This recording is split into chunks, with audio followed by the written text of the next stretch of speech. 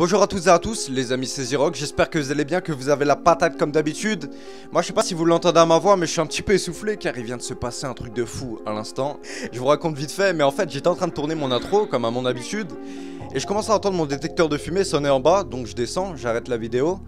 Et je vois mon salon rempli de fumée, je vous jure c'est pas des blagues, hein. Il commençait vraiment à y avoir un incendie chez moi. Heureusement qu'il y avait le détecteur, hein, parce que sinon je pense qu'une partie de ma maison aurait brûlé. Et je vous jure c'est pas des blagues, il commençait vraiment à y avoir des flammes de ma taille. Donc j'ai vraiment paniqué sur le coup, mais vous inquiétez pas, j'ai réussi à éteindre le feu. C'est pour ça maintenant que je rigole un peu, parce que tout à l'heure croyez-moi que j'ai pas rigolé. Bref, avant que la vidéo commence, avant de commencer ce thread réel qui va toucher un peu le paranormal, la séance dédicace à tous ceux qui ont trouvé le mot dans la précédente vidéo. Et la première personne à avoir trouvé le mot caché, c'est Laurence Bouille. Donc bravo à elle. Ensuite, on a Study with Nice.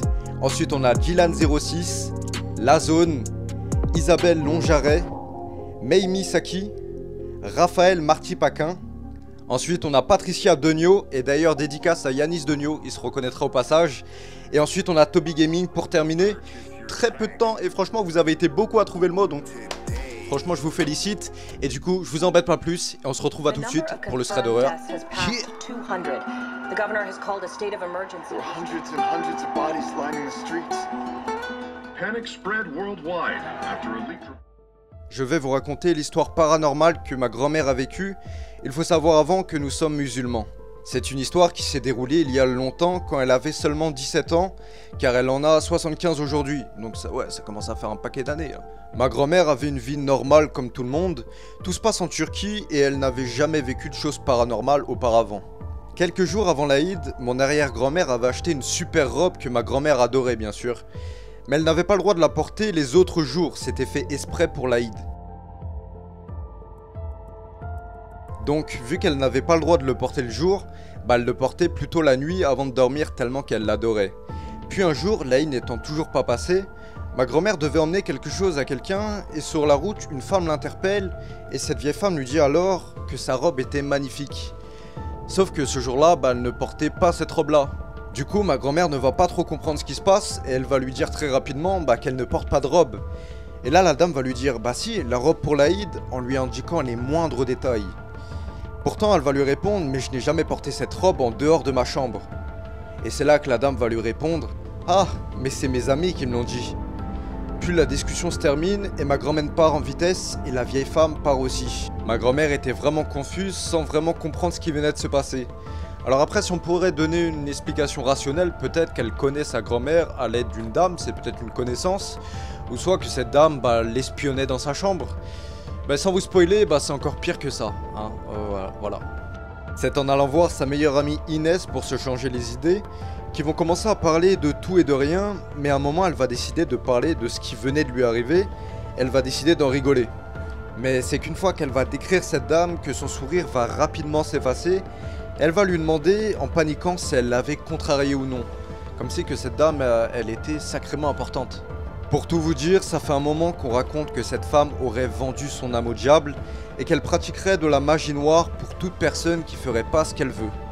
Quand elle disait que c'était pas elle qui avait vu la robe, mais ses amis, elle devait sûrement parler de démons qui seraient chez sa grand-mère. Ah là, ça prend tout de suite une tournure un peu plus glauque. C'est vrai que là, dans cette histoire, je parle de démons pour que tout le monde comprenne. Mais pour eux, les musulmans, c'est pas des démons, mais des genounes. En gros, c'est un esprit bon ou mauvais, justement, qui hanterait les lieux. C'est quelques jours plus tard, un jour avant l'Aïd, que ma grand-mère va passer la journée avec sa famille, comme à leur habitude. Et c'est en repartant chez elle qu'elle va apercevoir la même dame dans la rue, avec la même robe qu'elle avait achetée auparavant.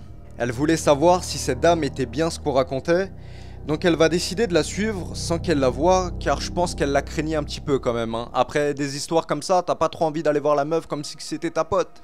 La dame va rentrer dans une longue ruelle que ma grand-mère va ensuite prendre. Mais plus rien. Elle n'était plus là, à moins qu'elle a couru très vite, mais vu son âge, ça m'étonnerait. Après toutes les histoires que j'ai entendues à son sujet, ça m'étonnerait même pas qu'elle se soit volatilisée. Mais si on veut rester rationnel, elle s'est peut-être cachée quelque part, donc je préfère faire demi-tour et rentrer chez moi. Je rentre donc chez moi, le temps passe et la nuit tombe. Il est temps que je me prépare pour aller dormir. Et c'est une fois que j'ouvre mon armoire que je remarque que ma robe a totalement disparu. Je décide d'appeler ma famille pour savoir si quelqu'un y avait touché ou pas, mais personne. Ça veut peut-être dire que cette femme que j'ai vue tout à l'heure portait bien ma robe à moi qu'elle a volée chez moi. Mais pourtant c'est impossible, il y avait du monde chez moi et aucune trace d'effraction. Un de ces démons me l'aurait peut-être pris? Je sais pas, et je n'ai aucune explication même à l'heure d'aujourd'hui. Cette dame me fait toujours peur et je pense que je n'aurais jamais eu le courage de lui dire en face. Et c'est la fin de l'histoire, ça se termine comme ça. Wow! Et bah c'est une histoire qui se finit avec pas mal de mystères, mais on kiffe ce genre d'histoire parce qu'on pourrait donner 10 000 théories, on pourrait peut-être jamais trouver la vraie raison. Après, est-ce qu'on peut donner une explication rationnelle à cette histoire? Franchement, il y a peu de chance quand même, à moins qu'une personne ait rentré par la fenêtre de sa chambre juste pour piquer sa robe et rien d'autre, hein, c'est un petit peu bizarre. Mais cette dame, enfin les théories qui tournent autour d'elle, c'est des trucs qui peuvent exister, moi je crois à ces trucs là, je sais pas pourquoi. Après est-ce que c'est faux, est-ce que c'est vrai, on pourra jamais le dire à 100%, mais en tout cas ça fait flipper et ça fait froid dans le dos, hein, parce que c'est une histoire réelle et non pas une histoire inventée de toutes pièces par mon cerveau. Non, c'est une histoire réelle sur Reddit. Donc voilà, j'espère que vous avez kiffé et peut-être que vous pourrez me donner des explications plus rationnelles hein, sur ce qui s'est passé. Et malheureusement ça va être la fin de cette histoire et aussi la fin de cette vidéo. J'espère que vous avez bien kiffé, en tout cas n'hésitez pas à liker si c'est pas fait et à vous abonner bien sûr si c'est pas fait aussi. Et on se retrouve très bientôt pour de prochaines vidéos, d'ici là portez-vous bien, bye, tchuss, oh yeah.